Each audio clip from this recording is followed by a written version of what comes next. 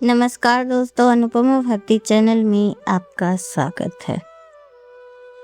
होलिका दहन हिंदू पंचांग के अनुसार साल 2026 में होलिका दहन की तिथि को लेकर लोगों में पहले से ही असमंजस बना हुआ है। कहीं 2 मार्च तो कहीं 3 मार्च को दहन की चर्चा हो रही है। ऐसा इसलिए हो रहा है क्योंकि 3 मार्च को साल का पहला चंद्र ग्रहण लगने जा रहा है। ऋषिकेश पंचांग और पंडित नरेंद्र उपाध्याय के अनुसार इस वर्ष होलिका दहन 2 मार्च 2026 सोमवार की रात को किया जाएगा। हालांकि इस बार भद्रा का साया भी रहेगा, जिस वजह से सही मुहूर्त का विशेष ध्यान रखना जरूरी होता है। तिथि के अनुसार पंचांग के अनुसार फागुन पूर्णिमा तिथि की शुरुआत 2 मार्च 2026 को शाम 5:18 बजे से हो रही है। इसमें भद्रा का भी वास भी शुरू हो जाएगा, जो पूरी रात और अगली सुबह 3 मार्च को 4:56 पर प्रभावी रहेगा। धार्मिक मान्यताओं के मुताबिक भद्रा काल में कोई भी शुभ या मांगलिक कार्य करना वर्जित माना गया है। खास तौर पर होलिका दहन जैसे पर्व पर भद्रा का ध्यान रखना बेहद जरूरी होता है। शास्त्रों में भद्रा को अशुभ योग माना गया है। मान्यता है कि भद्रा में किए गए शुभ कार्य का फल विपरीत हो सकता है। इसी वजह से ज्योतिषाचार्य सलाह देते हैं कि होलिका दहन हमेशा भद्रा समाप्त होने के बाद या भद्रा पुच्छ काल में ही करना चाहिए। होलिका दहन शुभ मुहूर्त 2026 को रात के 12:50 बजे से 2:02 बजे के बीच रहेगा। इस दौरान भद्रा का पुच्छ काल माना जा रहा है, जो होलिका दहन के लिए अनुकूल माना जाता है। यह मुहूर्त कुल 1 घंटा 12 मिनट का है और धार्मिक मान्यताओं के अनुसार इसी समय में होलिका दहन करने से नकारात्मक ऊर्जा का नाश होता है और घर परिवार में सुख शांति बनी रहती है।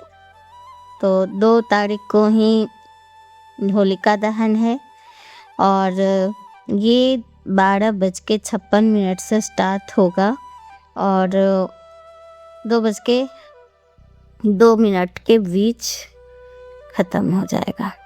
तो इन्हीं के बीच मनाया जाएगा होलिका दहन। पुराणों के अनुसार भद्रा सूर्य देव की पुत्री और शनिदेव की बहन मानी जाती है। जब भद्रा पृथ्वी लोक में होती है तो उस समय शुभ कार्य करने से बचने की परंपरा है। मान्यता है कि भद्रा काल में किए गए मांगलिक कार्यों से विघ्न और अशुभ परिणाम मिल सकते हैं। इसी कारण से विवाह, गृह प्रवेश, मुंडन जैसे शुभ कार्य के साथ साथ होलिका दहन भी भद्रा में नहीं किया जाता है। इस वर्ष जो कि भद्रा पूरी रात रहेगी, इसलिए केवल भद्रा पुच्छ काल में ही होलिका दहन करना शास्त्र सम्मत माना गया है। 2 मार्च को होलिका दहन है। 3 मार्च को स्नान दान की पूर्णिमा है। क्योंकि उस दिन ग्रहण लग रहा है, इसलिए भी 3 मार्च को रंगों वाली होली नहीं होगी।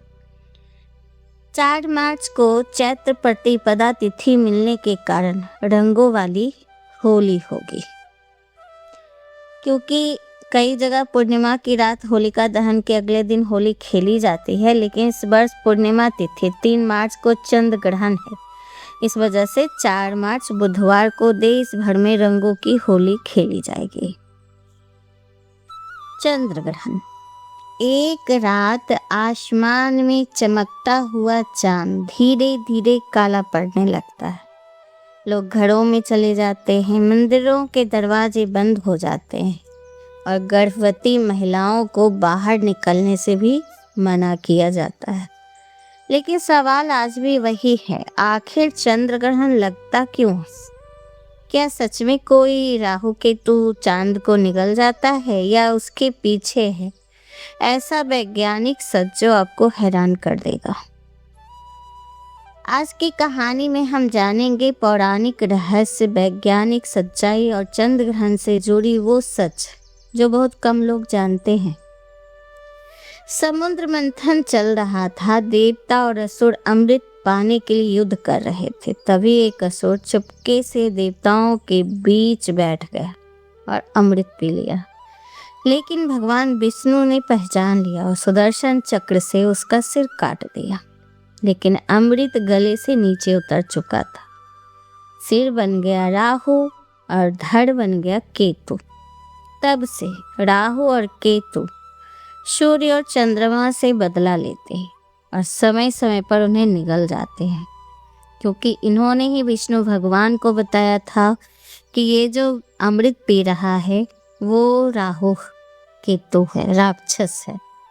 इस वजह से उन दोनों पे दुश्मनी निकालते हैं राहु और केतु, जिसे हम कहते हैं ग्रहण। वैसे तो ये पौराणिक कथाओं में कही गई बातें हैं। अगर वैज्ञानिक सच जानिए तो पृथ्वी, सूर्य और चंद्रमा एक सीधी लाइन में आ जाती है और पृथ्वी की छाया चांद पर पड़ती है। वो उसे कहते हैं चंद्र ग्रहण। यानी कोई चांद को खा नहीं रहा है, बल्कि पृथ्वी की शैडो चांद को ढक लेती है। और 3 तरह से चंद्र ग्रहण होते हैं, एक पूर्ण चंद्र ग्रहण, एक आंशिक चंद्र ग्रहण, उपछाया चंद्र ग्रहण। पूर्ण चंद्र ग्रहण में चांद लाल हो जाता है, जिसे कहते हैं ब्लड मून। चांद लाल क्यों हो जाता है? क्योंकि सूरज की रोशनी जब पृथ्वी के एटमॉस्फेयर से गुजरती है तो लाल रंग बच जाता है और वही चांद पर पड़ता है। इसीलिए चंद्र ग्रहण का चांद खूनी लाल दिखाई देता है। और जब सबसे बड़ा सवाल है कि ग्रहण में मंदिर क्यों बंद होते हैं, खाना क्यों नहीं खाया जाता है? पुराने समय में लोगों को हार्मफुल रे से बचाने के लिए ये नियम बनाए गए थे और उस समय ग्रहण को अशुभ माना जाता था। लेकिन ध्यान और मंत्र जाप के लिए इसे सबसे पावरफुल समय माना गया है। तो सच्चाई क्या है? पौराणिक कथा हमें आस्था सिखाती है और विज्ञान सच्चाई बताता है, लेकिन दोनों का उद्देश्य एक ही है, ब्रह्मांड की शक्ति को समझना। चंद्र ग्रहण जब लगता है तो लोग डर जाते थे पहले, लेकिन आज हम लोग चांद पे पहुंच चुके हैं। तो वैज्ञानिक दृष्टि से देखिए तो चांद के पास हम पहुंच चुके हैं और चांद कोई ग्रह वैसा हार्मफुल जब ग्रहण लगता है तो नहीं होता है, क्योंकि वो कोई ग्रहण नहीं बल्कि ब्रह्मांड का सबसे खूबसूरत खेल है, जिसे हम ग्रहण कहते हैं। और अगली बार जब चंद्र ग्रहण लगे तो डरिए मत, आसमान की ओर देखिए और समझिए। वैसे देखा जाए तो पौराणिक मान्यता और वैज्ञानिक सच दोनों मिलता जुलता है। भले ही दोनों की लाइन अलग है, व्याख्या अलग है, पर हमारे जो पूर्वजों ने कहा वही चीज़ सेम वैज्ञानिक भी कर रहे हैं, बस भाषा का चेंज है, लैंग्वेज चेंज है।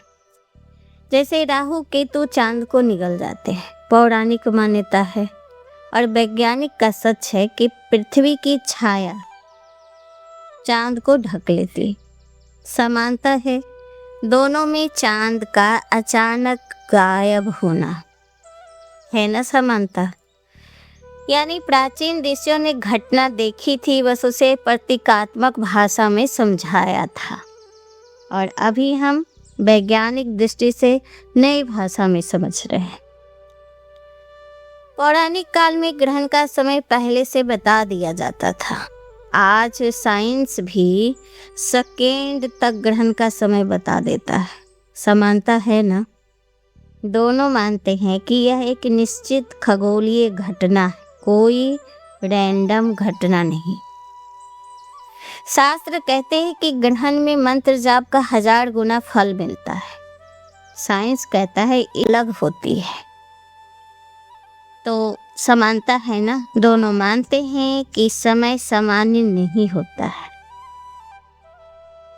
महान ऑब्जर्वर थे। आपको वीडियो कैसी लगी हमें ज़रूर बताइएगा, और सुनने में अच्छा लगा हो तो प्लीज़ हमें सब्सक्राइब कीजिए, लाइक कीजिए। नमस्कार।